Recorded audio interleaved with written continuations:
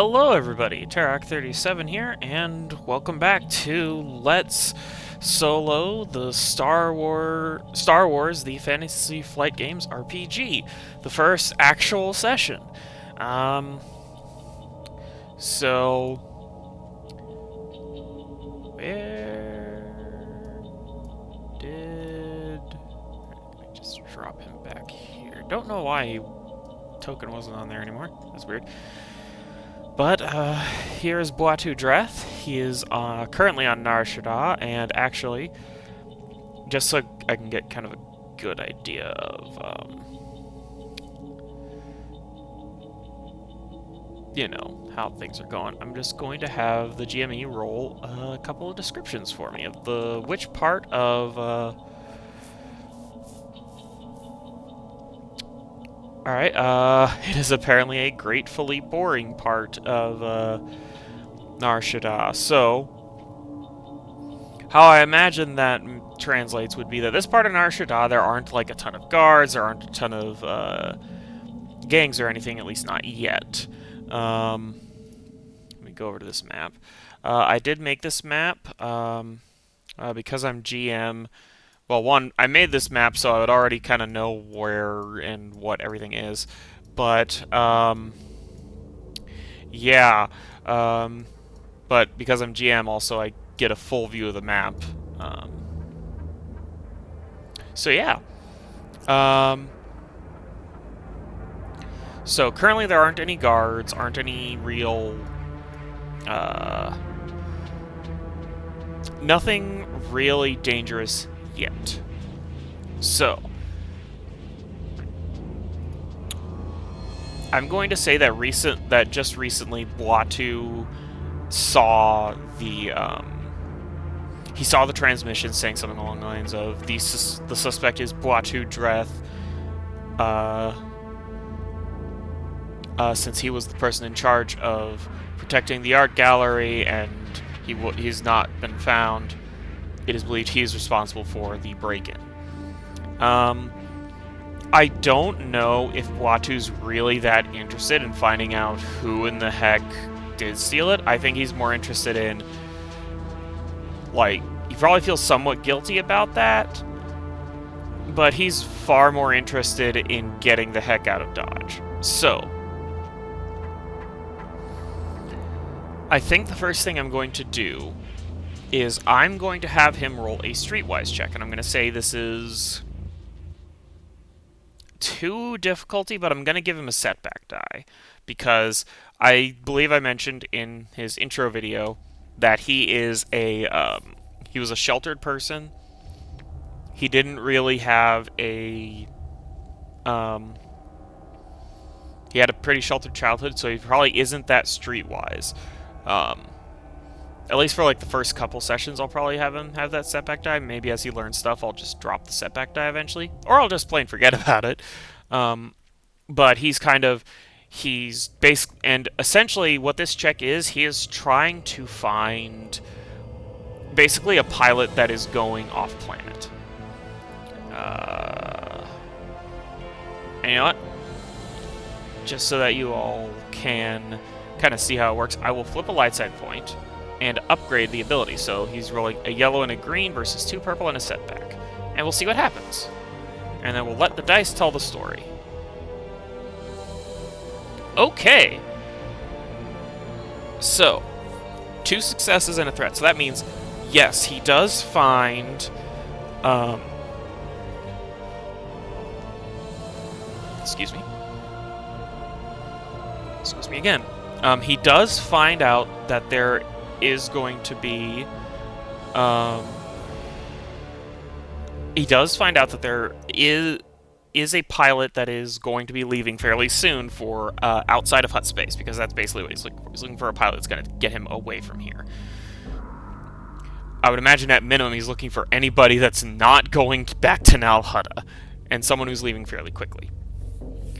With the one threat, one thing I could do with that threat is I could just give him a strain.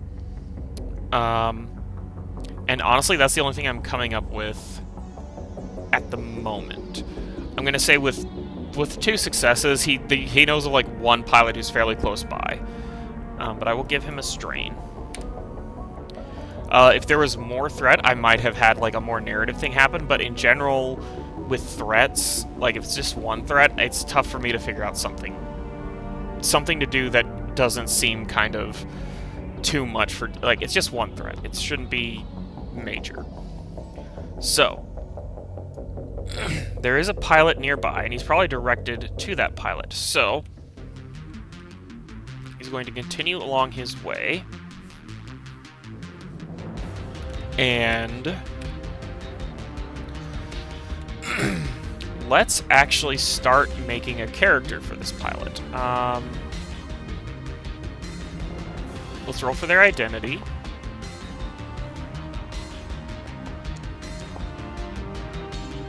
Art Gambler. Interesting. What do they look like? Odd. Expensive. So I'm guessing very flamboyant, expensive clothing.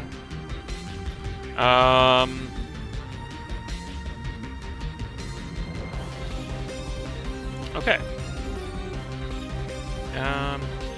Let's see if I can get a name for them that's somewhat a name. So part of the name will be an emotion, and part of it will be the letter Y.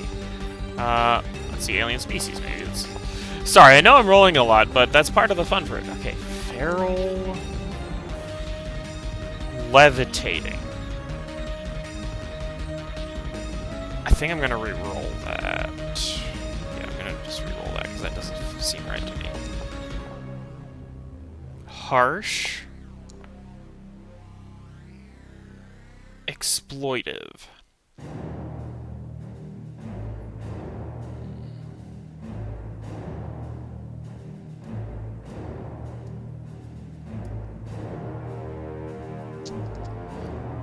Honestly, in my mind, I'm thinking of a Bothan. I'm not sure why.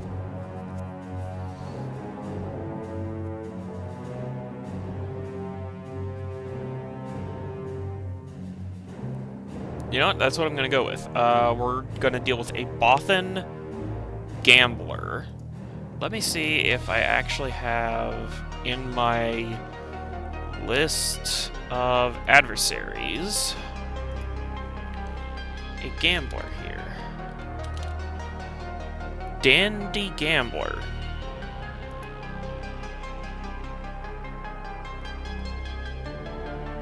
No, that doesn't.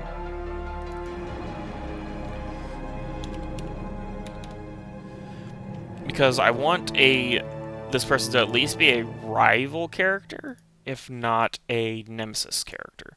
For those of you who don't know, alright, this is probably the closest, but he's still like a bit above my...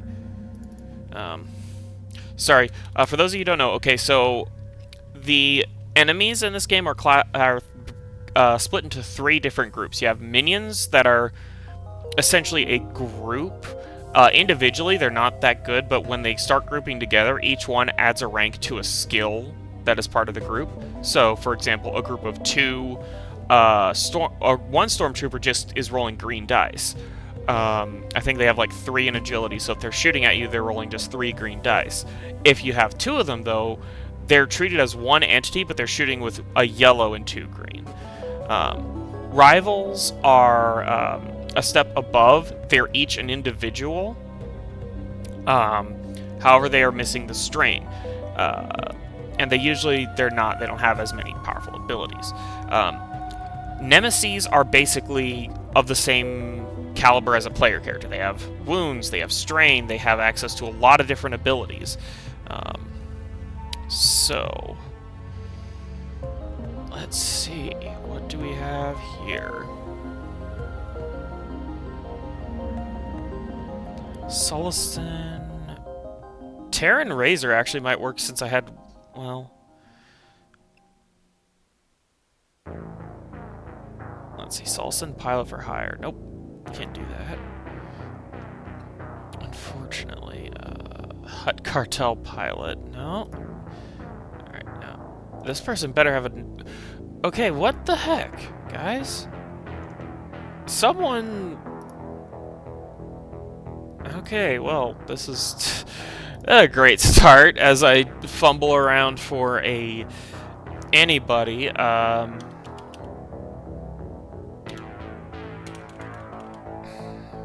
Unfortunately, I can't really narrow it down any more than by name, so I'm basically gonna be...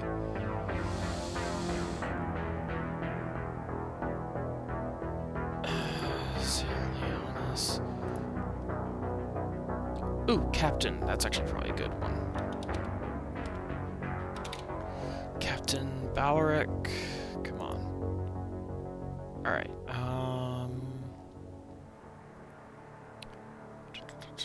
Please tell me you have piloting. Alright, not that kind of captain. Got it. Are you that kind of captain? Yes, you definitely are. Okay, that's what you have. Okay. But why are you... You're not... What the hell? Who's... Not Captain Phasma. What the hell? Who the heck... Alright, screw it. We're gonna go with Captain Harl Bess. Because at this point, I'm very confused. I might have to do some more digging. I kind of just assumed the, importer I used.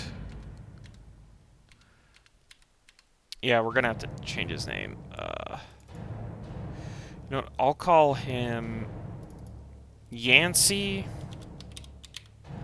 Sorrow. Captain Sorrow. Actually, I don't even know if... Hold on. I don't know what gender to assign them, so I will roll a D100 and see. Sorry, it's navigate. Do it. 33, 33. Alright. Alright, so Captain Yancey Sorrow is a male. I actually... Shoot, I need to import him. Sorry. Import entry, and instead of... Oh, wait, no, they already did that. Shoot. Sorry. Alright, and I'm gonna delete this one just to be extra sure. And this one is going to be Yancey...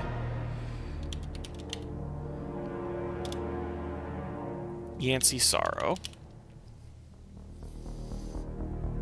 And if I can I make sure... Is there any way I can change... Alright, I'll do this later. I'll make him at least a rival character. But for now, Captain Yancey Sorrow. Standing here in front of his ship. They're probably pretty close to leaving. And Boatu Dreth is going to slither on over. And he is going to say, excuse me, Captain. I was wondering if you would be willing to take on a new member of your crew on short notice. Let me roll for the personality of Captain Sorrow to see if he's the kind of person who would do that.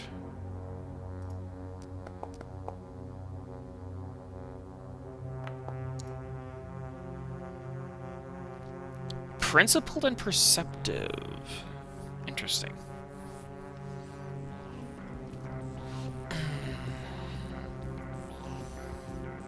Alright, I'm just going to ask plainly, is he even willing to entertain the notion?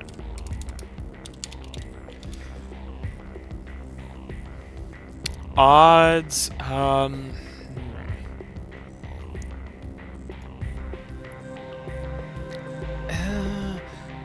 He's a perceptive person, so he probably knows that he's in trouble. He's principled, but that doesn't necessarily mean that means he's principled to take on a random person crew that he doesn't know anything about. So I'm just going to leave it at 50-50, and we'll see what happens. Is he that kind of person? No, he is not. Oh boy. I'm gonna say...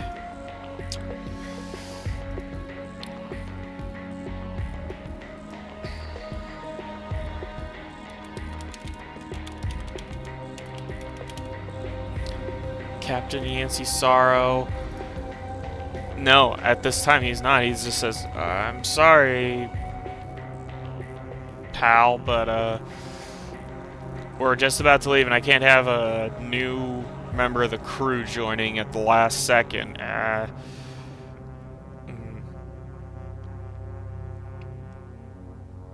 Does he know someone else? I would say it's probably... Okay, I'm not going to roll for that. I'm going to say he more than likely does know someone else. The question is he likely to tell Boatu about it?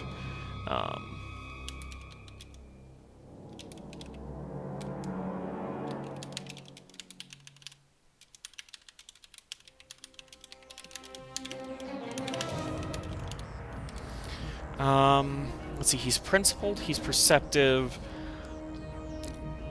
You know, if he's perceptive, he can probably tell that Boatu's in a bad state. He's principled. He might not be willing to, but I think he'd at least be willing to say, you know what, I've got a couple other options. So I'm going to say likely. Not very likely, but there's a pretty good chance he'll tell. Okay. So he says, I do know of a few other options for you. And he'll give him the name and location of another flight. He says he's probably not leaving as soon as I am, but if you can stick it out for a little bit longer, I would say you can reach out to him and he might be willing to take you on as a member of his crew. I take it by you asking if you can become a member of his crew, you don't exactly have the money to be a passenger.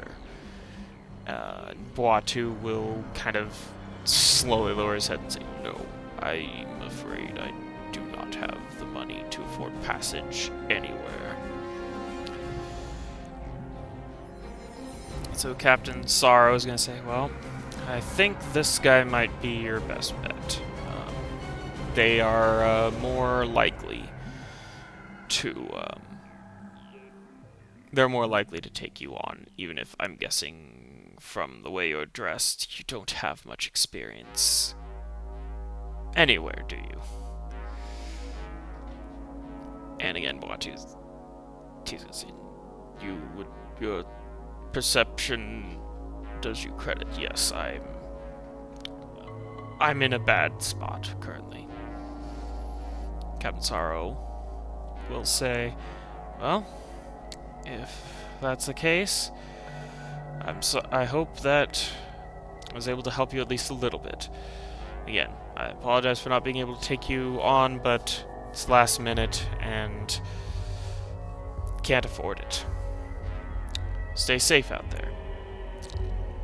Boatu will bow his head and start slithering back the other way. Now,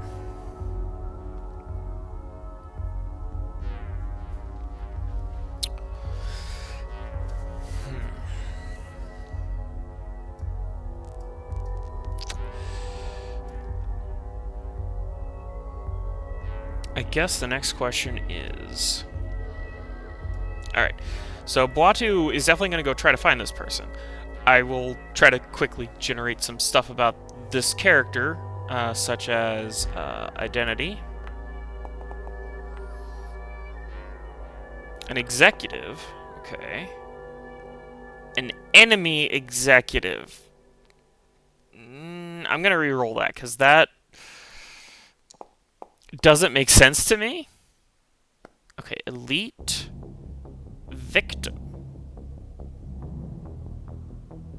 Probably a victim of the Huts. Personality.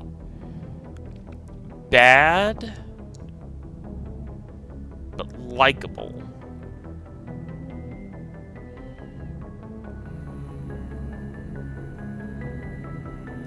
No, I'm gonna re-roll that.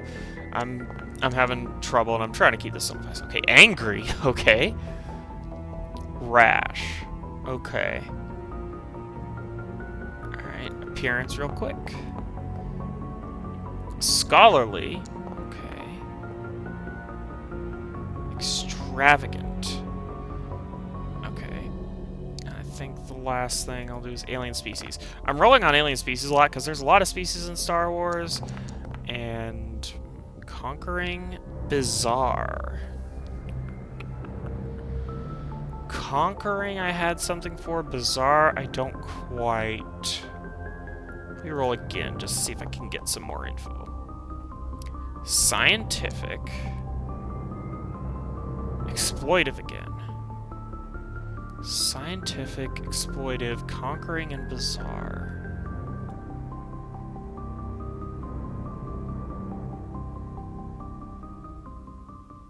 Maybe Arcanian? Like, they're humanoid, so they're not quite... They don't look bizarre. But they're definitely... I think they have a very scientific mindset. They can be exploitive, and I think at one point they were conquerors, maybe? So I'm just going to make a note. Arcanian, question mark. Alright. And real quick, we'll see if I can get a name. I might end up, for some of these, I'm probably going to end up trying to, like, look up, you know, names on fantasynamegenerator.com. Yeah is part of his name, or their name, and something floral. Okay. So I'll try to figure that out. Where are they?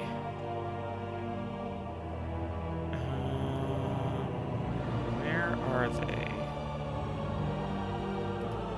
Sorry for all the rolls, but again, I'm trying, like, gratefully again, alright, gratefully modern. So, a relatively more modern place. Let me get a couple more descriptions here. I'm not sure if this might be the wrong descriptors. Frighteningly colorless.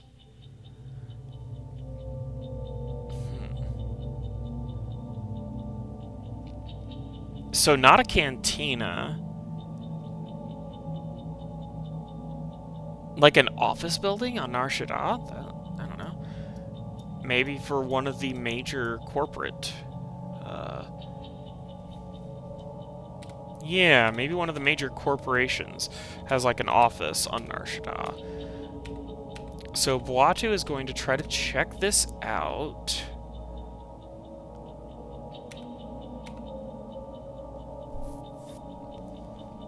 Scholarly, extravagant, and angry.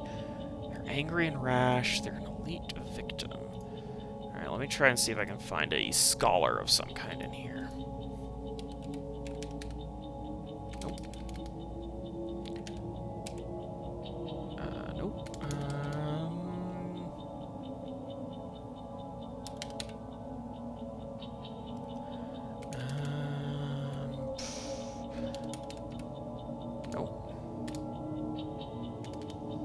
Man, this is gonna be tough. I was hoping to have something, but you know what? I'm just gonna say in one of these office buildings. So I'm gonna open that door. Buatu is going to go in, and there stands I'm gonna say Yanor.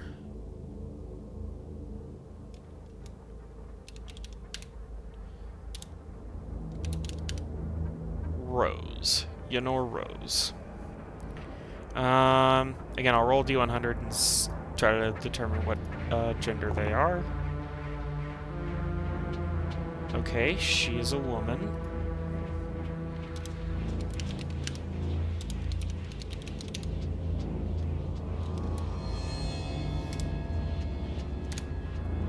Alright. I guess the next question I have is what...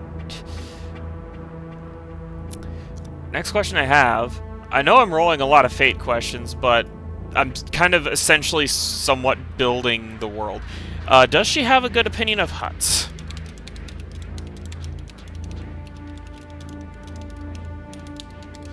I'm going to put this as very unlikely. Because, let's be honest, not a lot of people like huts. Okay. She's going to take one look at him and go, "Good afternoon, Mr. Hut. Good afternoon, sir. What can I do for you?"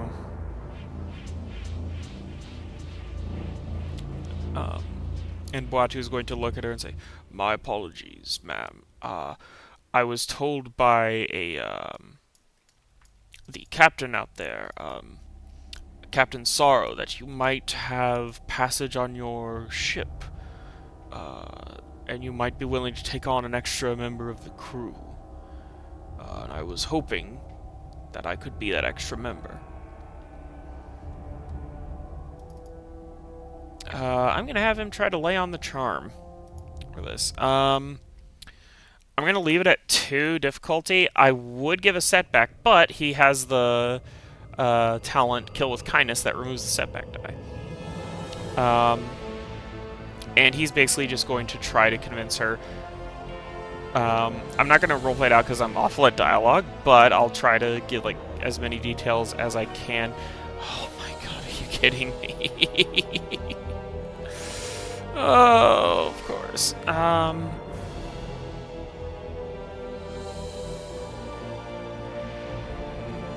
sorry. I don't see this as a good fit. I don't even know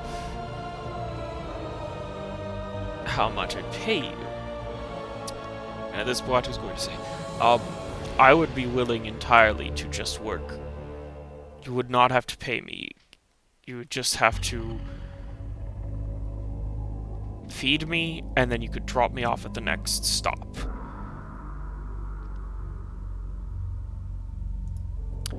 So, negotiation, I'm going to add that setback die back in.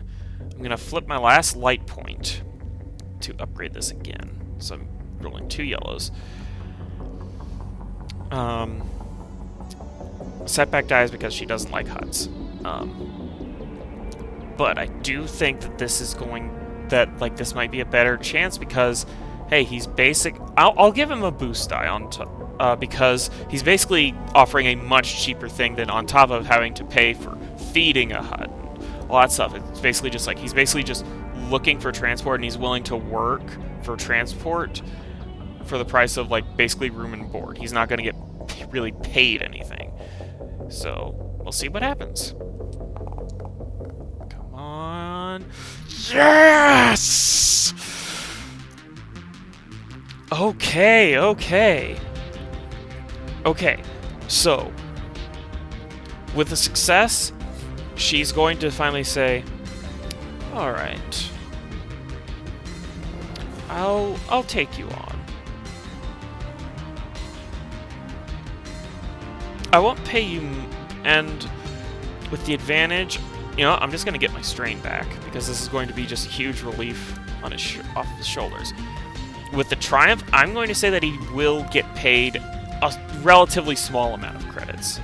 When they get to a destination away from Nar Shaddaa and Al Hutta, he will get paid, you know what, I will roll a d10 and multiply that by about 100, and that is, you know, no, I'll make it a d6 and multiply it by 100, and that's how much he'll get paid at the very end. Okay, 600 credits. Alright, so Boitu Dreth, she looks at him and says, "I will transport you off of this. I'm going to be going off planet fairly soon.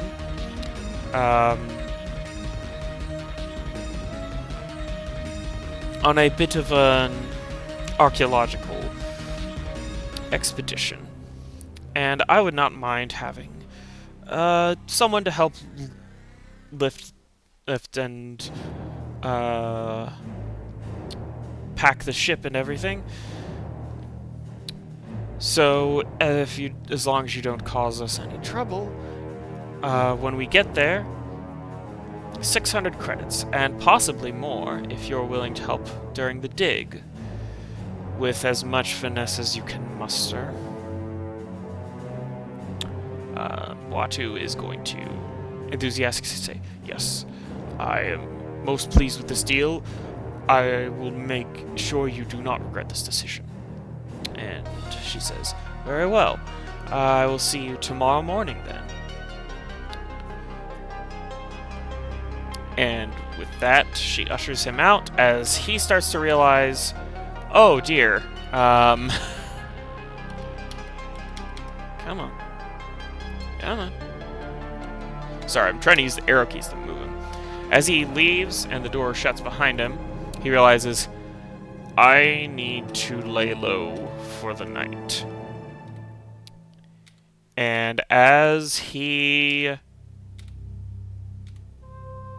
heads off to try to find a place to stay that will let him stay for... How many credits does he have? 44 credits to his name. He's... You know, I'm going to end this on a question. And that question is there a place to stay for the night? For that amount of money, I'm going to leave it at 50-50. I'm going to say it's possible, but, you know, I don't know how... There is not a place to stay for the night. Well, that answers that. He's going to have to find a safe place to stay for the night in a city planet that is probably very soon going to try to find him. And we'll see next time what happens. I'm going to end the episode there. Thank you everyone for watching. I hope that was at least somewhat entertaining. I know not a lot happened. But it's always tough for me in figuring out where to start. Hopefully once things get going, I'll get better at it. I mean, that's part of the purpose of this, is I'm supposed to, one, actually finish one of these campaigns, and two, get better at it. So, hope you all enjoyed this. Let me know if there's anything I can do to help make this experience better, and I will see you in the next video, hopefully. And if not, have a wonderful day. Bye! Hello everybody, Tarek37 here, and welcome to Scene 2. I'm actually going to do this, it's been a few days, I think about a week actually, probably. Yeah, almost a week since the last recording, but I think I'm going to put this in the same episode because quite honestly, I felt like the previous episode was a bit boring. It was basically just Batu Dreth, like, going around, talking to people, asking for a ride on their ship, and then nothing. So, I have made one update. I'm gonna make another one. I added Yunor Rose onto the character list because I feel like hopefully she's gonna be an important character, assuming she doesn't die. I'm also gonna drop the chaos factor down to a 4. The reason for that is because, quite frankly, he seemed kind of in control. Like nothing really crazy happened. You know, so I'm dropping the chaos factor down to 4. However, this is a new scene, so I'm going to roll for a scene alteration.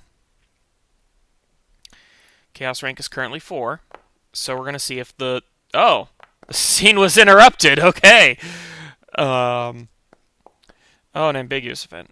Spy... Fears...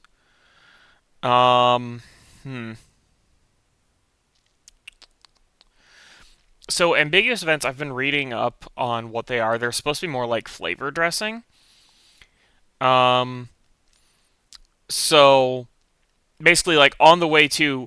I have a plan for what the next scene was. So, it's interrupted by a news broadcast basically talking about growing fears of spies within the Empire. leading to an increase in paranoia and a rise in tensions. This is in the wake of, I'm going to say this is going with the standard setting material. This is just after the Death Star blew up.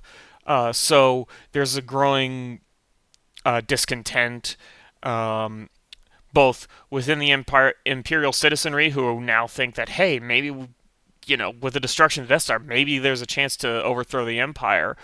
And then within the Empire, there's a lot of fingers being pointed at people who weren't there as like, oh, this is all your fault. You're the reason all this is going on.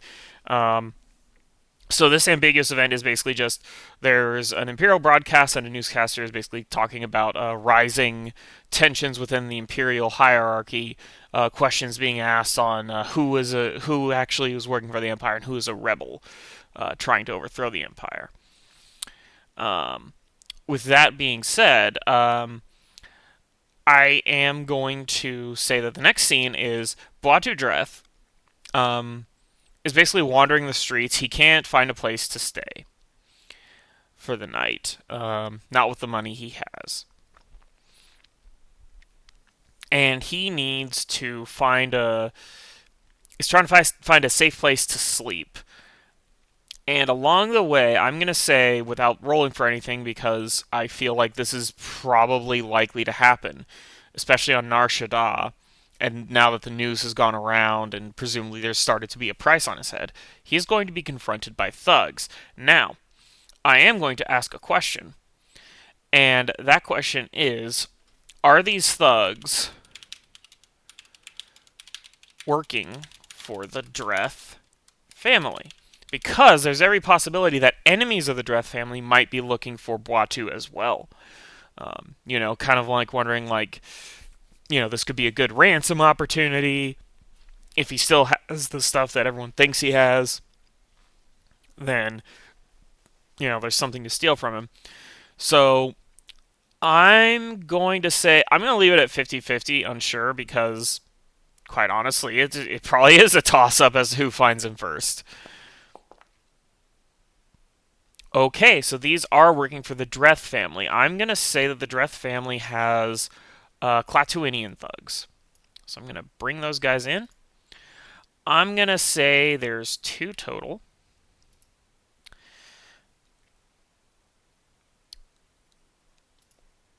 And they are going to confront Buatu Dreth. And they're going to say something along the lines of, well, well, well. Here you are, finally. Your family's been looking everywhere for you, Buatu. And you have a lot of explaining to do.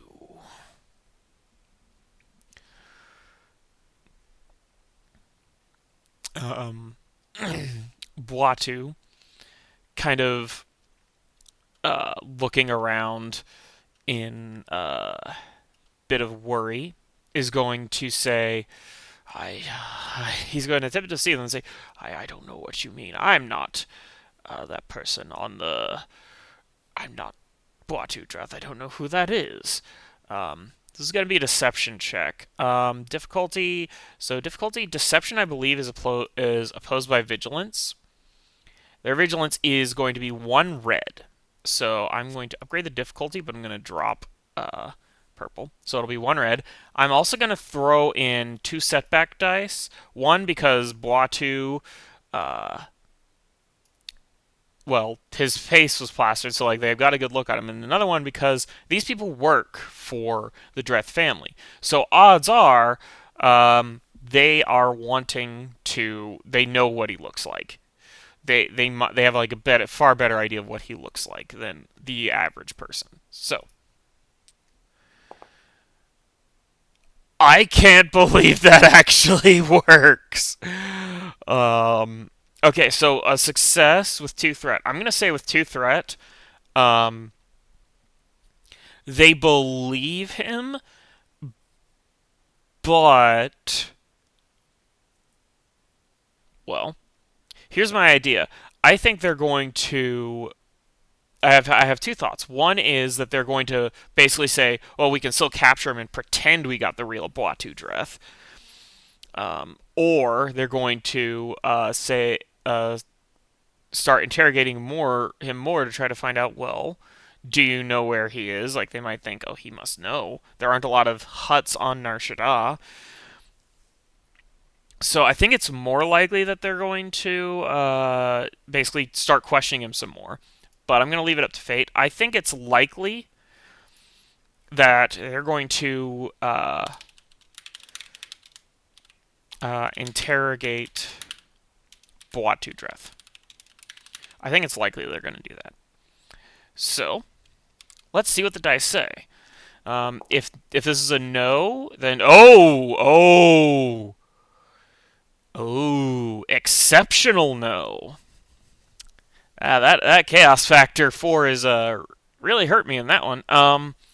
So they're not going to interrogate Boatu Dreth. I was originally going to go with they're going to start talking about maybe bringing him in. Now I think there's that's a definite thing. They're just going to try to grab him now while they have a hut here. They're going to say, well, you might not be Boatu, but you look enough like him that we can probably still get paid for this if we bring it to a middleman who doesn't know any better. And with that, I'm going to say combat. So here, I'm going to show you all how combat works. So, first, here is the way. Oh, the hell? That's odd. It seems to think he's an NPC. He's not. Okay, apparently I need to figure that out. So how this works is Boatu is going to roll vigilance because he's the one that got the drop on him, but with no difficulty.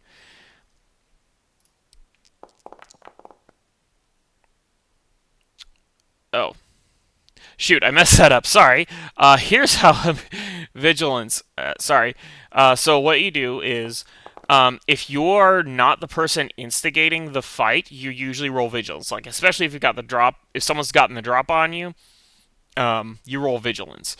The aggressor usually rolls cool. So that's when I have them roll. They're going to roll cool for this. And look at that. They got 2 successes and an advantage. So advantages are kind of like tiebreakers in this game, in the initiative roll. So these guys go first. If I had more PCs on my side, and more, like, in general, if there was just more people here, what I would be able to do would be, these would be slots. And basically, if you have multiple PCs, you can pick who goes first and last at every point. You can't have the same person like take up every slot, but you can basically pick it out. So, for example, when you're firing into a melee engagement, you're rolling with the difficulty automatically upgraded. So it makes more sense a lot of times for the ranged people to go first, and then for the melee people to engage afterwards. That way, your ranged people aren't like potentially firing into the melee fight and hitting you instead. So, we're going to begin combat. I just realized my music stopped. I don't know what's going on with the music. I noticed that it kind of went. But here we're going to go. Shuffle. This is Mass Effect music, by the way. Oh, and this is the perfect one. I'm actually going to see if I can move this one. This is probably the... There we go. Alright. Man, Mass Effect has some good music. Alright. So, combat encounters. They got pretty close, so I'm going to say they're at short range. Maybe they're more like here. Also, in the Star Wars RPG / Genesis, it is more abstract. So instead of like, within 30 meters or 100 meters or 150 meters, it's short range, medium range, long range, extreme range, and engaged range if you're in melee.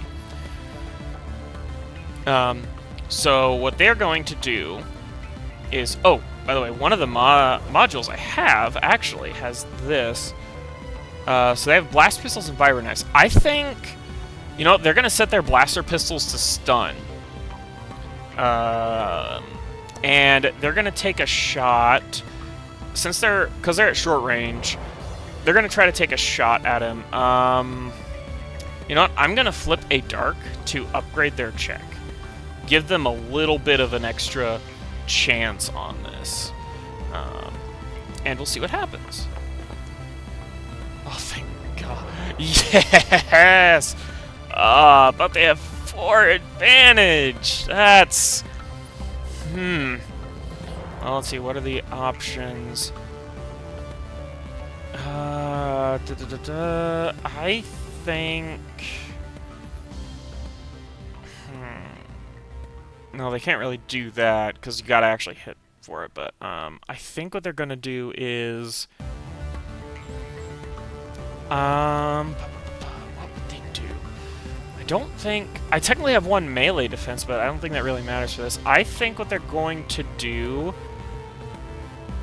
They're going to use those to add 2 setback dice to my check. So...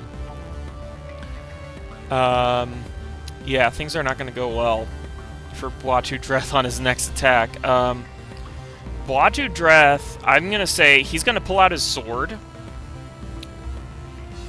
I'm going to say he did not have his sword originally. He out.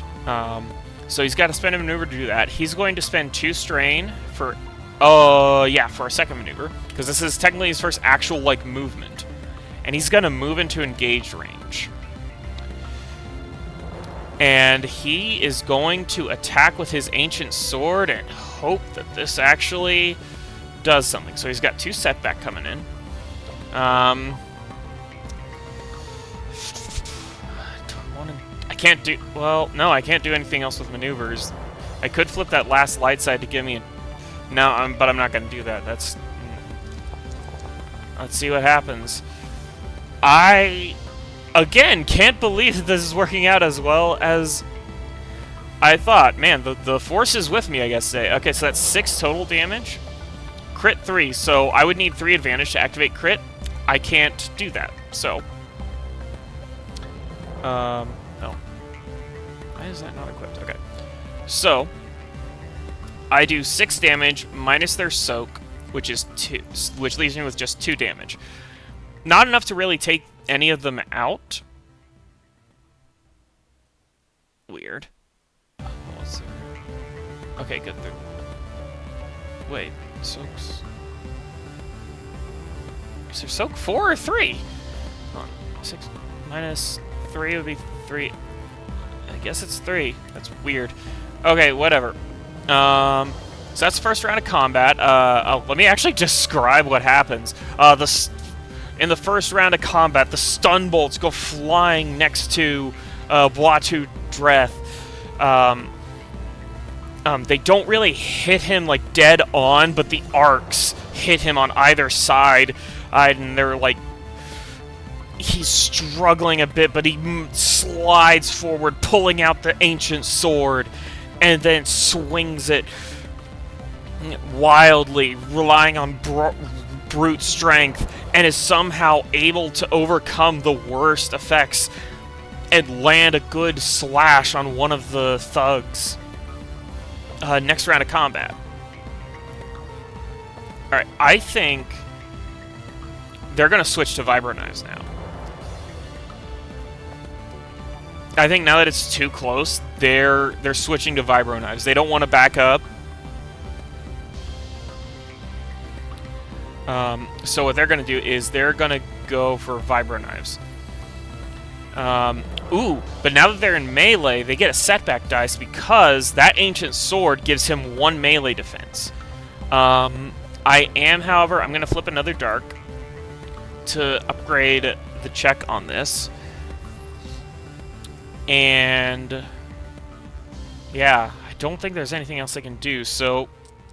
oh my god, I nearly had... Oh boy, that could have been bad. Okay, 3... That... doesn't... Hold on. How are you doing this? God dang it!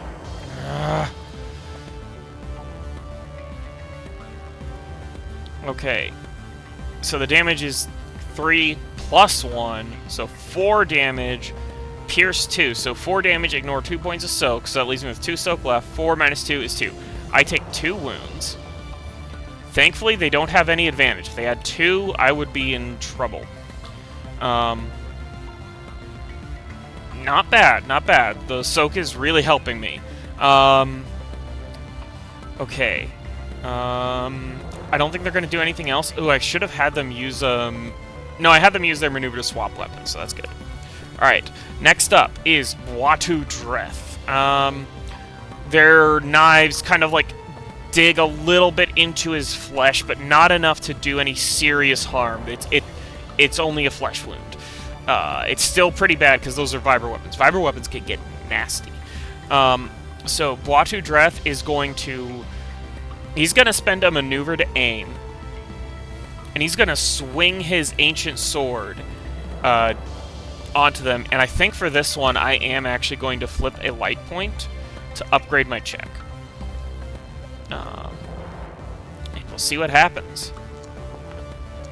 Come on. 3 success, 1 advantage. Okay. So, that's 8 damage minus soak of 3. What in the actual hell is going on? Something weird's going on, really weird with the soak here. 8 minus 3 is 5. So, 5 damage brings us up to 8 wounds, and you see here the number of living units went down. So you saw that their vigilance was a 1 yellow before. It's now down to a green because they went from a minion group of 2 down to a minion group of only 1. So he has no ranks in anything right now. So Buatu Dreth swings his sword, or killing one of the Clatuanian thugs.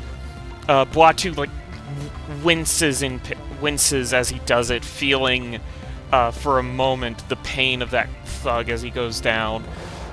He's not happy with what he just did. He's not happy at all. But he had to do it.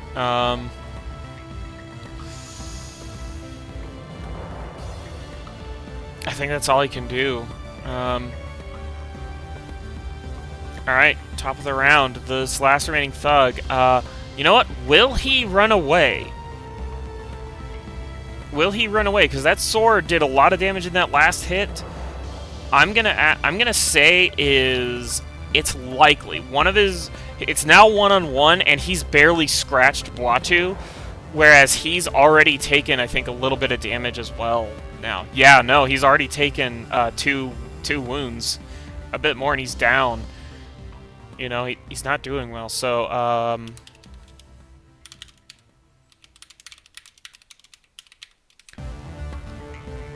I'm gonna say, I'm gonna say very likely.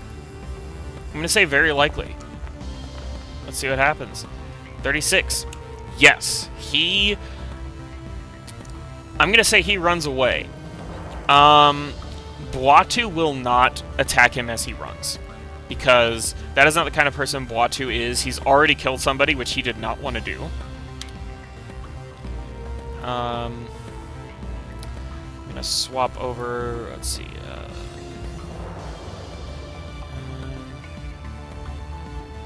I'm gonna stop that. Stop that. Let's see. Do I have a good comm? No, not really. Let's do... I don't know. Let's just do a very dangerous place. Buatu stares down at the dead Clatuanian thug.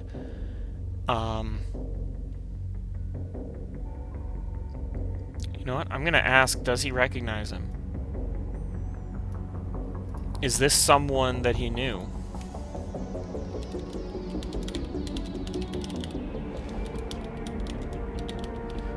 Is this someone that Buatu knew? I'm gonna say 50-50. Like, does Buatu recognize him? I believe that is a no. No, Buatu's never seen him before. This guy might have worked for the Dreth family, but it's not someone Batu had any interactions with.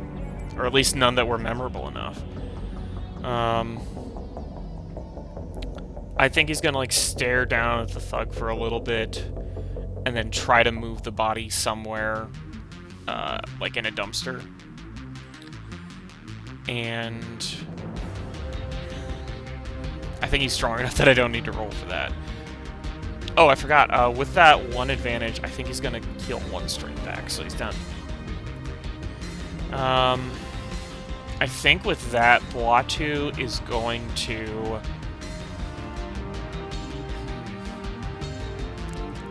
Batu search the man for anything he might have had on him. I think he will. I think he'd look, because at this point he's kind of desperate. He's not happy about it, but I feel like he feels like he has to. So, come on. There we go.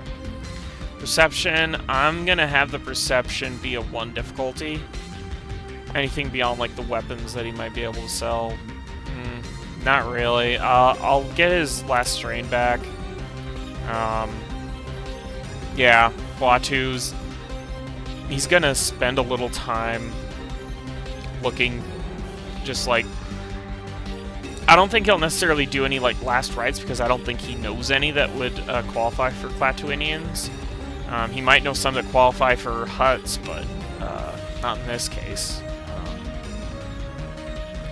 I think he will...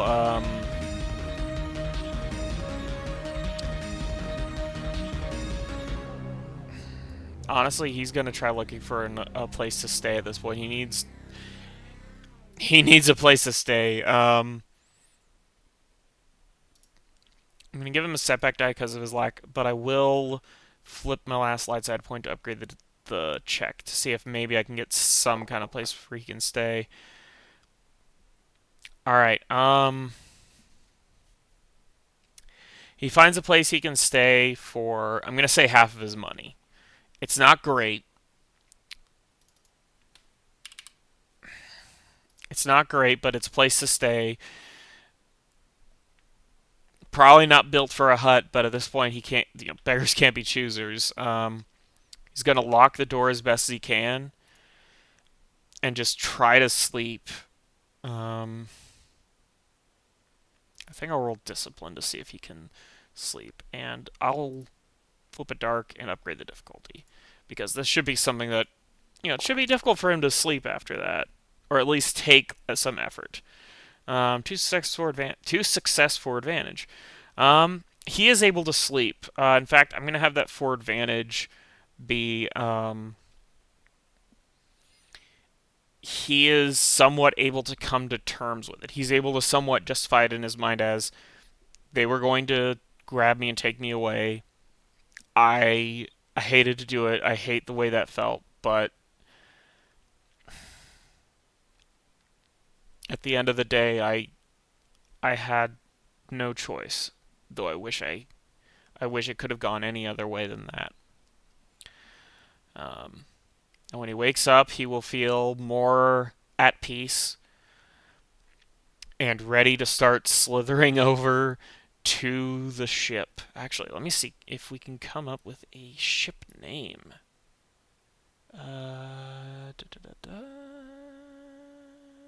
Not really. There's not really a slang for that. So, I'll either look one up on fantasy name generators later or something like that. I will, while we're here, I am actually going to get some element meanings on these ships. Find out, well, what's the ship look like? Maybe that'll give me a chance to find some good stats for the ship. Okay, exterior doesn't help me. Rough exterior. Let me roll again. That's giving me some ideas of like obviously the Millennium Falcon's popping up, supplies, a cargo ship. For frick's sake. Rolling again. Stop with the exterior. Give me something other than exterior. Inquire. Exit. Honestly, I think it should be like a cargo ship. It's a rough cargo ship. Probably one of the only ones that Captain Rose, I believe is her name. Yeah, Captain Yunor Rose It's about the only one she could get her hands on. Um, a cargo ship that she's able to put most of her excavation and exploration equipment. I think we decided that she was an archaeologist of some kind. Um, so, yeah, that's what we're going to be doing after a brief interlude of him getting his first kill and driving off one of his pursuers, who that could come back to bite him later. That could come back to bite him later. But at least at the moment, he's alive and he's about to get off planet and hopefully get out of hut space. So thank y'all for watching slash listening. I hope this was at least more entertaining than the first part of this. I'm gonna try to make sure that every episode has at least something kind of interesting happen. It might not necessarily be a fight. I might try to do some like social encounters, which is something that I've always wanted to do, but never really gotten a good chance to try out from like the Genesis rule set. Um, might be more like mystery stuff, but yeah. Thank y'all for listening. I hope y'all enjoyed it, and have a wonderful day. Bye.